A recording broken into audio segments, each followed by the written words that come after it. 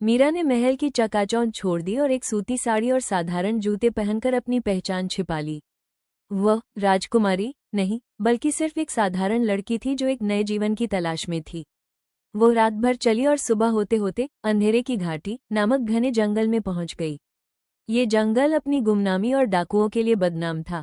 सूरज की रोशनी भी पेड़ों के पत्तों को भेद नहीं पा रही थी और हर तरफ रहस्यमय खामोशी थी। जैसे ही वो एक संकरे रास्ते से गुजर रही थी, 3 खूंखार डाकुओं ने उसे घेर लिया। अरे अकेली लड़की, तुम्हारे पास जो कुछ भी है निकालो। मीरा डर गई, लेकिन उसने हिम्मत नहीं हारी। उसने अपने महल में तलवारबाजी के जो गुप्त सबक सीखे थे उन्हें याद किया। जब एक डाकू उसकी ओर लपका तो वो तुरंत पीछे हटी, पर वो जानती थी कि वो ज्यादा देर तक टिक नहीं पाएगी। ठीक उसी पल घोड़ों के टापों की आवाज आई। एक लंबा, मजबूत और शांत दिखने वाला यात्री, जिसका नाम अर्नव था, अपने सफेद घोड़े पर तेजी से वहां पहुंचा। उसने बिना एक शब्द कहे अपनी तलवार निकाली। अर्नव की चाल में गजब की फुर्ती और आत्मविश्वास था। डाकुओं को अंदाजा नहीं था कि एक साधारण सा दिखने वाला यात्री इतना कुशल योद्धा हो सकता है। कुछ ही मिनटों में अर्नव ने डाकुओं को भागने पर मजबूर कर दिया। मीरा ने राहत की सांस ली। आपने मेरी जान बचाई, मीरा ने हकलाते हुए कहा।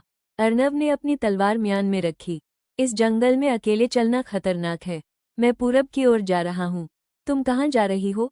मीरा अपनी असली पहचान छिपाना चाहती थी। मैं एक दूर के गांव जा रही हूँ। मेरा नाम साधना है। अर्नव ने उसकी ओर गहरी आंखों से देखा, जैसे वो उसकी कहानी को तौल रहा हो, पर उसने कोई सवाल नहीं किया। ठीक है साधना, तुम मेरे साथ चल सकती हो। मेरा नाम अर्नव है, पर याद रखना, मैं अपने काम में व्यस्त रहता हूँ और ज्यादा बात नहीं करता। मीरा ने हाँ कहा।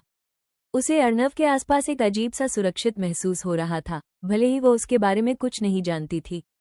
उनके सफर की शुरुआत हो चुकी थी, जहां एक तरफ जंगल के खतरे थे और दूसरी तरफ अनजाने प्यार की पहली आहट।